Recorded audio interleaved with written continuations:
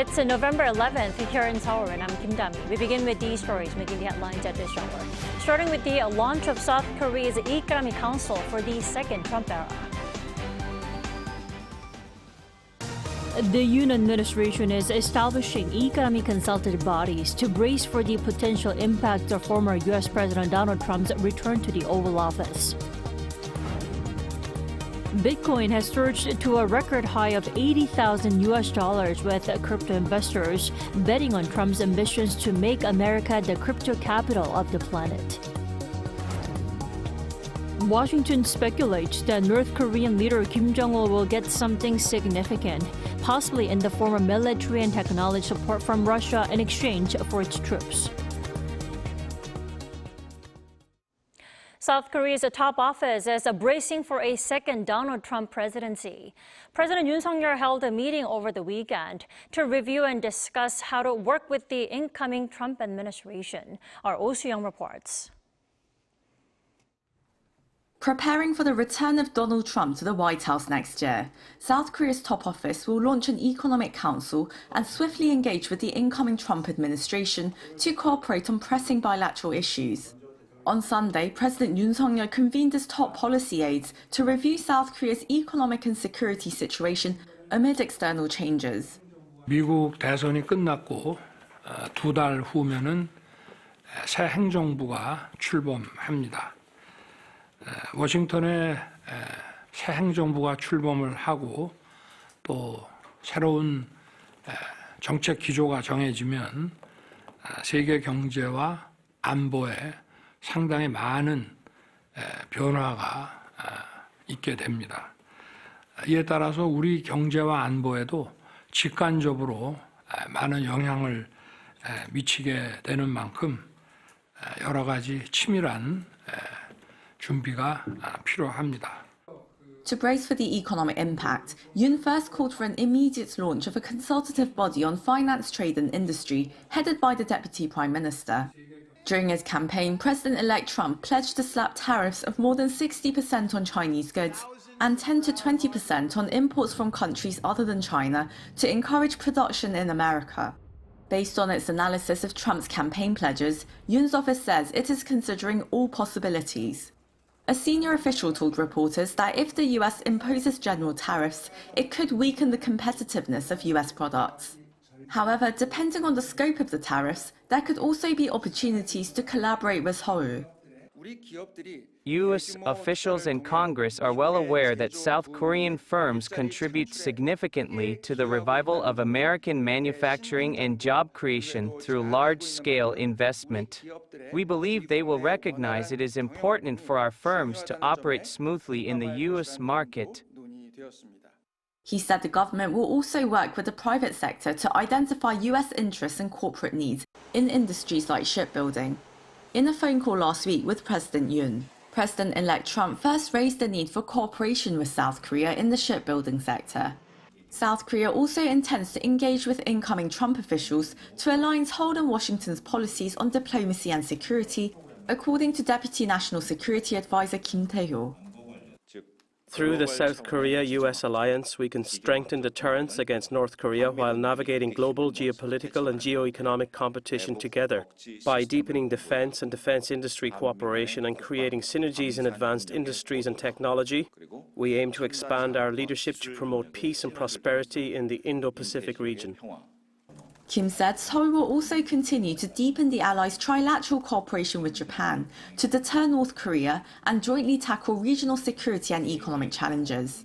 Amid concerns over the president-elect's push for South Korea to pay more for American boots on the ground, an official told reporters South Korea will explain that their deals on defense cost-sharing have always served their mutual benefit. Seoul covered 90% of the costs of building Camp Humphreys, America's largest base overseas. On whether South Korea would seek its own nuclear deterrent to build leverage, the official said Seoul is focusing on alliance-based deterrence with Washington, and an independent nuclear weapon is a matter of consideration in only extreme scenarios. Going forward, Yoon's office plans to launch a security economic cooperation program that enhances the strengths and competitiveness of both countries in supply chains, advanced technology and future industries, so that South Korean and US citizens and firms can benefit from more jobs and opportunities. Usyang, Arirang News. Now, on the back of Donald Trump's U.S. presidential election victory, Bitcoin soared to surpass the $80,000 mark for the first time. Lee Seung-jae has more.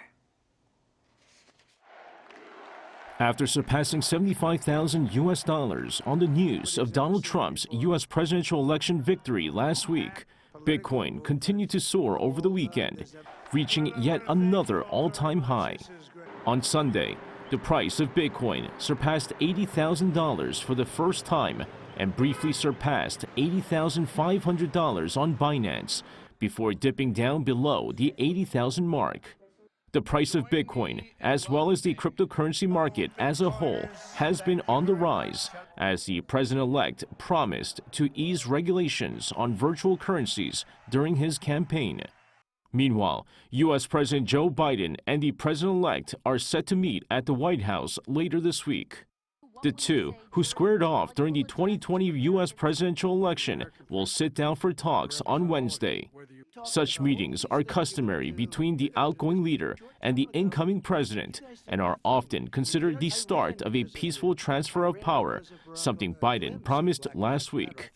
However, after the 2020 U.S. presidential election, which saw Biden defeat Trump, who was the president at the time, did not host Biden for talks at the White House. The White House said Biden called Trump last Wednesday to congratulate him on his win and invited him to the Oval Office. Lee Seung-jae, Arirang News. At least 30 Palestinians were killed on Sunday by an Israeli airstrike on a building housing displaced civilians in the Jabalia refugee camp. According to Gaza's civil defense, 13 children were among the dead. The attack comes as Israel has been ramping up its offensives in northern Gaza in the last month. The Israeli military said that the airstrike dismantled terrorist infrastructures, including weapons depots. Meanwhile, airstrikes targeting pro-Iranian Hezbollah continued. Israeli airstrikes on northern Lebanon also killed at least 23 people, including 7 children. As the North Korean troops enter the Russia-Ukraine war, the White House speculates Pyongyang is likely expecting significant support from Moscow, possibly even support for the regime's nuclear program. Our Lee reports. The U.S. has raised concerns that North Korea, in exchange for sending troops to fight in Russia's war against Ukraine, is likely expecting significant support from Russia, probably in the form of military and technology support. That's according to Jake Sullivan, the U.S. National Security Advisor, who discussed this in an interview with CBS News on Sunday, noting that the exact terms of Pyongyang's agreement with Moscow remain unclear. When asked if Russia's potential support for North Korea might be tied to the North's nuclear program, Sullivan answered that it was a distinct possibility. He stressed that the evolving relationship between Russia and North Korea is a matter of concern for many countries. North Korean soldiers are often described as young, malnourished, and unaware of the world beyond its borders. Yoo Seung-hyun, a 28-year-old former soldier who escaped the regime by crossing the demilitarized zone in 2019, described life in the North's military in an interview with the Wall Street Journal. Yoo explained that North Korean soldiers are willing to die, believing they would much do anything for their leader Kim Jong-un. He added that many of these soldiers would also see their deployment as an improvement on the harsh conditions at home, even if that means only getting better meals. For them, fighting on the battlefield is viewed as an opportunity to return as heroes or die with glory. Military experts believe that the estimated 10,000 North Korean troops are unlikely to significantly impact the ongoing Russia-Ukraine war. However, North Korea has the ability to send many more troops to Russia. With over 1 million active soldiers and millions more in reserves, Kim Jong-un has one of the largest armies in the world. Lee Eun-hee, Arirang News.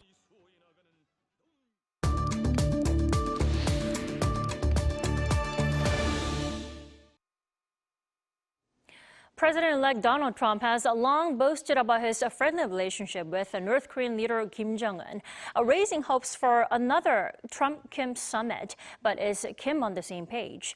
Let's turn to Professor Christoph Guren for more. Good morning. Morning. Thanks for having me. Thanks for joining us. In your opinion, how likely is a resumption of diplomacy between the U.S. and North Korea to, something resembling what we saw back in 2018? Because North Korea 6 years ago is not North Korea now. You're right. What's changed is that 6 years ago, Kim Jong-un was still a relatively new leader. That's why he got such a great deal of high-ranking North Korean officials purged. That's why he executed his very own uncle. And that's also why, as you know, he put such a great emphasis on his nuclear program. Now that his authority is so well established, his only objective, as we can tell, is to aim at maximal isolation. That's even why, as we saw in your previous clip, we are attending this shift of alliance from China to Russia, because China had been voicing sort of a lot of discontent about the chaos that North Korea is causing in the region, while, as you can imagine, Vladimir Putin doesn't care as much for chaos. So here, the main point to keep in mind is that Kim Jong-un is mostly trying for isolation, maximal isolation. Well, then are you saying that another Trump-Kim meeting is possible, in the coming months or coming years? Possible, everything is possible, but I would say unlikely, because after all, I've just said that Kim Jong-un is aiming at maximal isolation, and Trump is an isolationist too. For Trump, as far as we can tell, the rest of the world does not really matter as long as it doesn't bear consequences for America. Now, a few years ago, Trump had been meeting Secretary Kim because he was expecting to be able to reap some benefits domestically.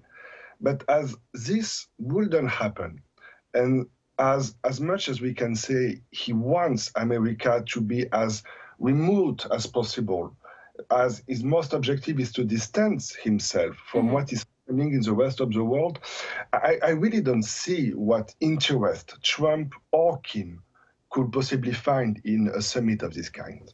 Well, bringing Kim Jong-un to the discussion table will be quite a challenge, as we all know. But what kind of prerequisites do you think Washington needs or need to have in mind for discussing denuclearization with the regime then? Well, first, it's always difficult to tell, because now Washington means Trump, and it is always difficult to say what Trump has in mind, in particular regarding international relations. That's However, true. yeah, that's true. But however, then what Washington will need in the first place will be to be able to check on the progress of denuclearization. And in any foreseeable future, we cannot really expect North Korea to welcome, say, UN inspectors to check on the nuclear devices or installations. So the basic requirement here will be to have inspectors to check how North Korea is or is not pursuing its nuclear program. And this, I think, is not to happen, because it is the very basis that Kim Jong-un has picked in order to cement his rule. So I don't see how it could happen in any foreseeable future. Well, still at the same time, though, South Korea, we need to make sure that it's not left out of the U.S.-North Korea diplomacy, possible North Korea-U.S. diplomacy, or any interaction. What should South Korea do or prepare now then? The main novelty that we have been attending over the last few months, as we saw in your previous clip, is that in the past, China used to be the only real ally North Korea used to have. And now what we can see is that North Korea is slowly distancing itself from China and getting closer to Russia. So therefore, the problem for South Korea is that South Korea cannot really count on the US for the moment, because we cannot expect the US to get too involved in the issue, because US main focus will be on Taiwan, not on Korea. Therefore, the whole point for South Korea should be to pay close attention to what is happening between North Korea and Russia, and possibly as much as possible to try to mitigate the effects of this new North Korean strategy, because you can call Kim Jong-un many things, but he's a skilled chess player. He saw that there was an opportunity for him with this war in Ukraine, and he rushed in. So now the diplomatic relations between South Korea and Russia are, to put it lightly, not what they used to be. And so the issue for South Korea should be to find a way somehow to keep Russia at the negotiation table. There is unfortunately no other way to play it for the time being. Then what specific actions do you think Trump will take on North Korea's troop deployment to Russia? Well, that we know for sure, because information has leaked already. Right. And we know that Trump is about to end this war in Ukraine as soon as possible. So, in fact, if the war in Ukraine stops, then therefore these troops are to head back to North Korea. And so in this case, the problem is to become non-existent. The whole point, the whole point to keep in mind, it's very simple. For the Trump administration, the point is to erect walls to turn the US into a sort of fortress. Walls along the Mexican border, walls, with a clear-cut separation from Europe, and walls then not to have anything to do with the mess that Russia and North Korea are creating all over the world. So here, long story short, what I think Trump is going to do is to try to withdraw American support to Ukraine as fast as possible, which in this case is to make these troops that North Korea has been deploying in Ukraine irrelevant. All right, Professor Gurang, thank you so much for your insight this morning. You have a great day. Thank you.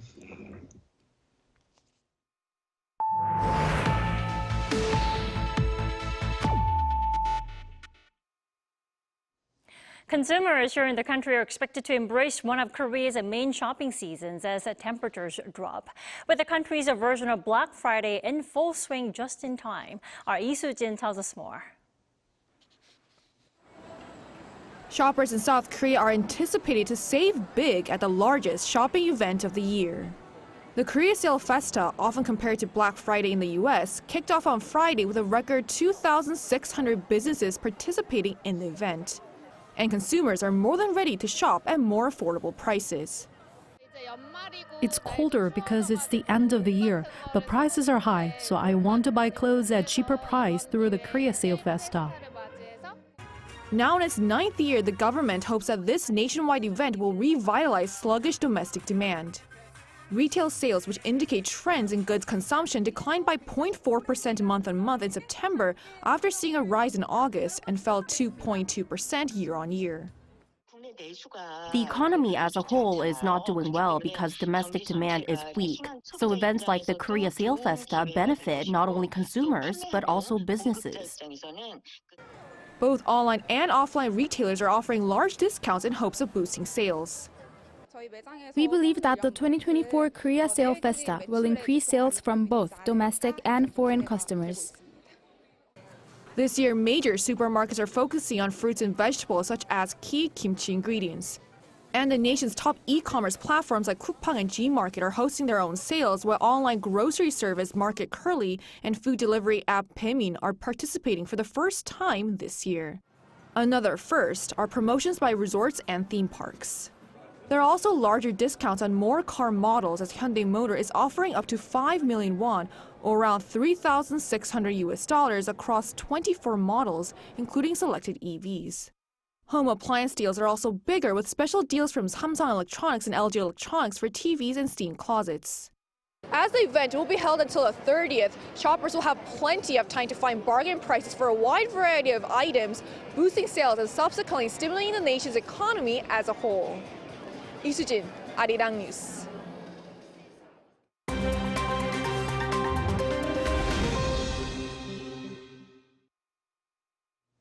Now, let's take a look at the stories from around the world with our Kim Xiang. Good morning, Xiang. Good morning, Tammy. Let's start with the Russia-Ukraine crisis. Now, the two sides exchanged some heavy drone strikes over the weekend. Tell us more. Yeah, that's right, Tammy. We've had a record number of drones used in the attacks between Russia and Ukraine over the weekend, where Ukraine attempted its biggest strike on the Russian capital, Moscow, since the start of the war. Now, Russia's defense ministry said it had intercepted some 84 Ukrainian drones, including Moscow-bound UAVs, while Ukraine's Air Force said Russia had launched 145 drones earlier on Saturday night. Moscow Mayor Sergei Sobyanin reported on Sunday that dozens of Ukrainian drones headed for Moscow have been shot down, while flights at 3 of Moscow's airports had been temporarily suspended. Now, Russia's defense ministry said that 5 people were injured and there was infrastructural damage. Ukrainian authorities on Sunday said that at least 2 were injured in Saturday's attack by Russia, mainly targeting the port city of Odessa. The Ukrainian Air Force Command said that 62 of Russian Shahed and other strike drones were shot down, while 67 drones were lost and 10 were seen leaving the Ukrainian airspace towards Belarus, Moldova and Russia. The weekend's attacks come only a few days after the new president-elect of the US, Donald Trump, had a phone call with the Russian President Vladimir Putin, where according to Washington Post, Trump reminded Putin of Washington's sizable military presence in Europe. Now, moving over to Pakistan, where a suicide bombing killed at least 26 people and left 50 people injured on Saturday at a train station near country's southwest Balochistan province. According to Reuters, the Balochistan Liberation Army, a militant group seeking independence from Pakistan's Balochistan province, claimed responsibility for the attack. The BLA said the attack targeted soldiers at the railway station. However, the bomb was detonated while around 100 passengers were waiting at a platform. Attacks by the BLA have surged in the past year, with many of them directed at soldiers and Chinese nationals in the region. The Rubik's Cube, a 3D puzzle recognized worldwide for its 43 quintillion possible combinations, celebrated its 50th anniversary on Saturday. Its Hungarian inventor Erno Rubik, who turned 80 this year, created the puzzle in 1974 while he was a lecturer of design at a university in Budapest as a teaching tool for a better understanding of mathematics. Rubik patented and licensed the design to a US toy company in 1979 before it exploded into a global craze with some 500 million units sold worldwide. An 88-year-old Greek man showed that age is just a number on Sunday as he finished the 41st Athens marathon, the authentic, in 6 hours and 31 minutes. Plutarchos Poliakas, who ran this year's race 18 minutes faster than last year, crossed the finishing line to cheers from his family. Poliakas, who said he was inspired by his son, began running at the age of 73 and has run 12 full marathons. He said his routine includes runs of 4 to 5 kilometers per day and up to 20 kilometers on the weekends, adding that he feels younger than his 88 years.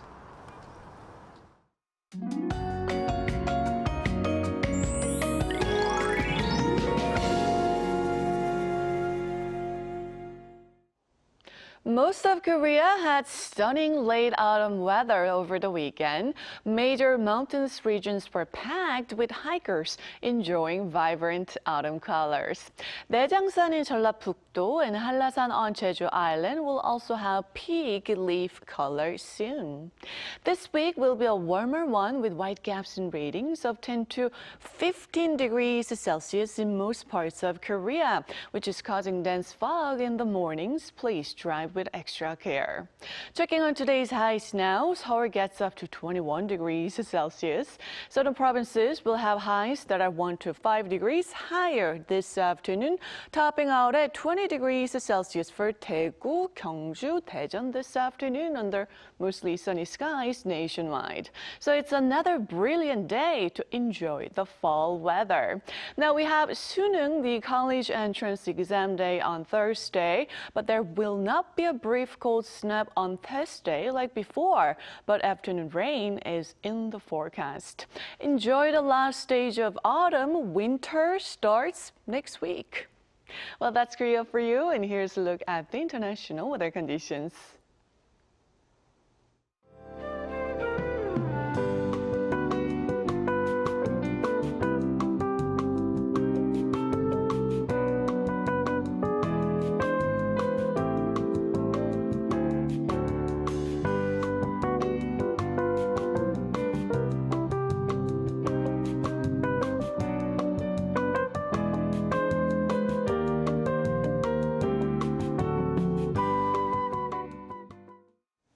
We thank you for watching New Day at Arirang. Have a wonderful start to the week.